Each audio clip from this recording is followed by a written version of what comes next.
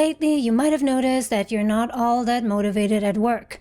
When does this end? Monday again? Or even worse, you daydream a lot at work, feel a sense of emptiness when you stare at your screen, wishing that you were somewhere else. I always thought that I'd have a successful and fulfilling career, but here I am. I'm unhappy, tired, and bored doing who knows what. Is this it? Am I doomed to doing this for the rest of my life? And you start asking yourself, isn't everyone else just loving their job? Am I just weak, lazy, and whiny to feel this way? Is it just me? It's not just you. It's a much more macro problem that's making people feel unhappy in their jobs. But there are things that you can do to solve this problem, and we'll get into that later. There are 3 possible reasons that you're unhappy in your job. The first reason could be that your personality is severely incompatible with your job or the industry that you're working in, something that I've covered in this video up here. The second reason for your feeling of emptiness at work is that you have a bullshit job. And the third reason could be that you've become a casualty of digitalization.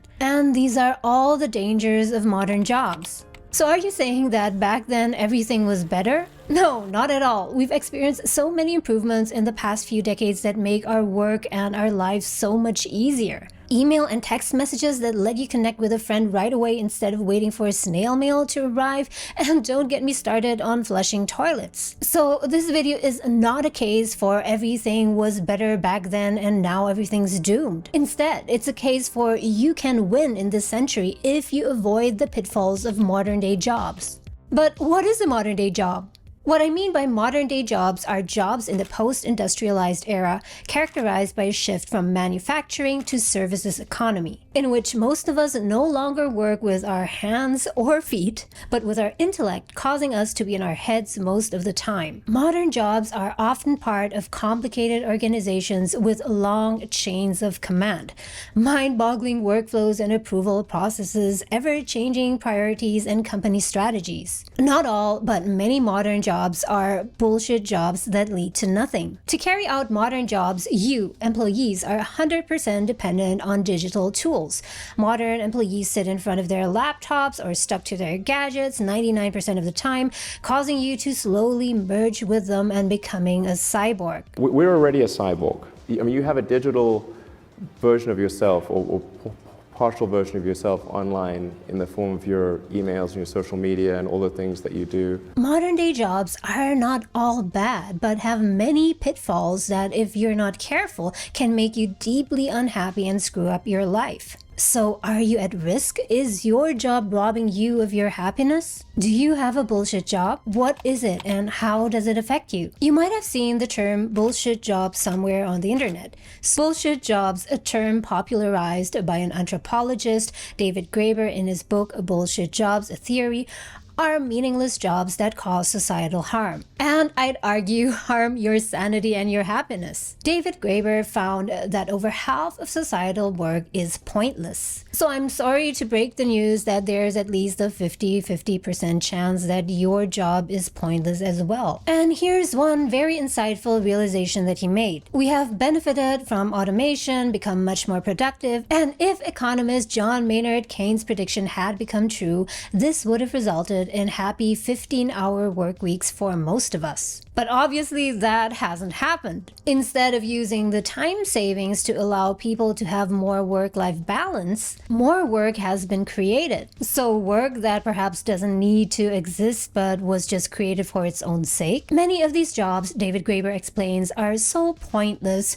unnecessary, and pernicious, quote, that even the employee cannot justify its existence, even though as part of the conditions of employment, the employee feels obliged to pretend that this is not the case. If you have a bullshit job and pretend it's not one, then may God help you. But hopefully you have not crossed the line into delusion and can see your job for what it is. So do you have a bullshit job or not? You can test this by using these 5 categories of bullshit jobs that David Graeber came up with.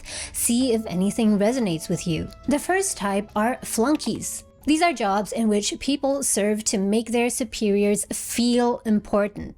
So ask yourself, is this the basic function of your job and you're not really creating any value? Yes, boss, I agree. Your idea is just brilliant. Now, would you like some sugar or stevia in your coffee? Number 2 are goons, who act to harm or deceive others on behalf of their employer. Is your job one that the world could do without, or that would even make the world a better place if it didn't exist? Number 3 are duct tapers. These are people who temporarily fix problems that could be fixed permanently. One example mentioned here are airline desk staff who calm passengers whose bags do not arrive. But instead of doing this, wouldn't it be better for airlines to prevent bags from getting delayed or missing in the first place? Number 4 are box tickers. These are people who create the appearance that something useful is being done when there's not. Hi ma'am, thanks for staying with us. Could I get your feedback on what we could improve about our hotel? Although you and I both know that we're not actually going to do anything about it. And number 5 are taskmasters, who just create extra work for those people who don't need it. If you're being honest with yourself, then you will quickly realize whether or not you have a bullshit job. Hopefully not. Let me know in the comments below. Or in the case that it's not really black and white, what bullshit concentration your job has.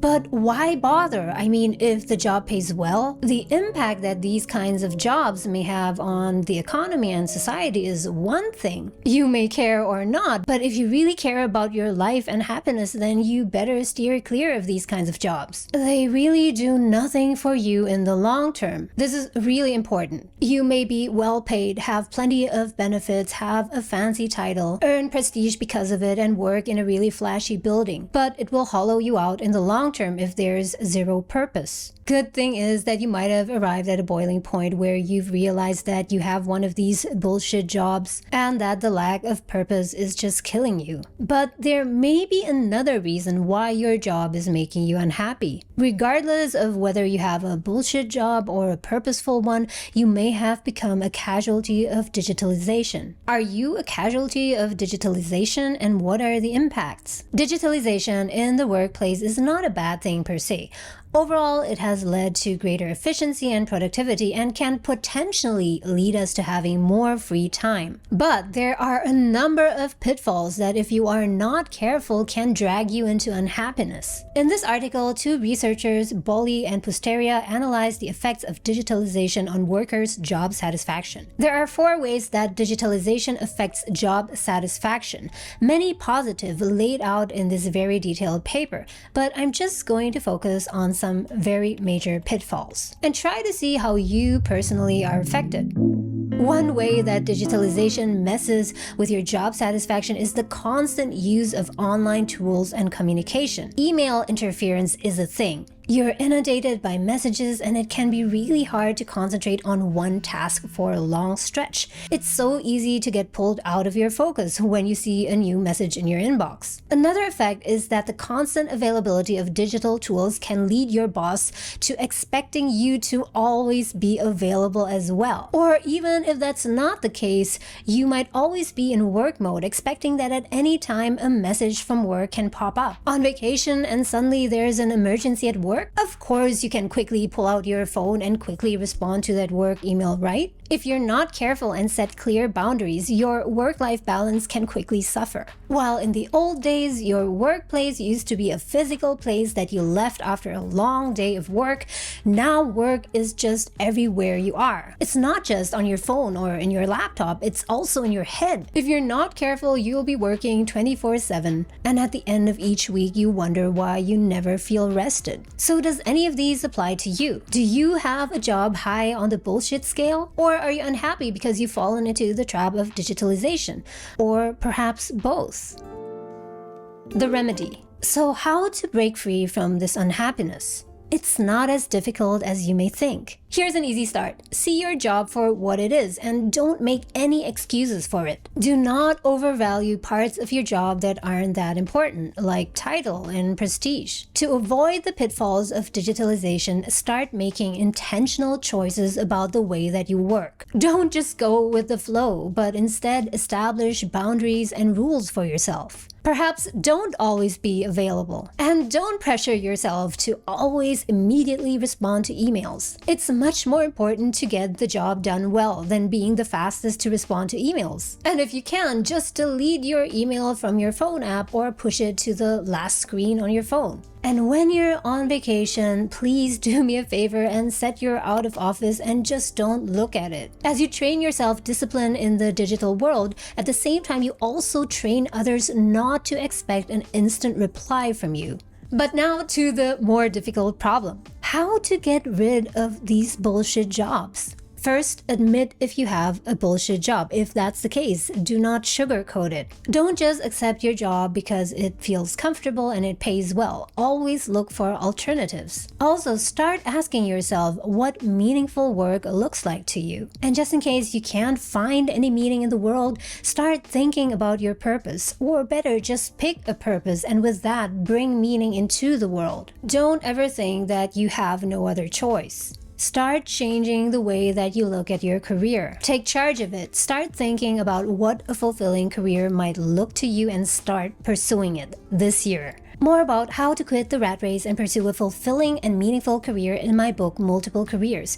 It's still available at a special price of $3.99. And in case you decide to get it, I'd be really happy if you'd leave me a review on Amazon and let me know what you think of it. And if you want more stories and tips delivered directly to your inbox, then you can also sign up to my mailing list right here. As always, thank you so much for watching, guys. I hope that this video was useful to you in some way, and I'll see you pretty soon in the next video. Bye!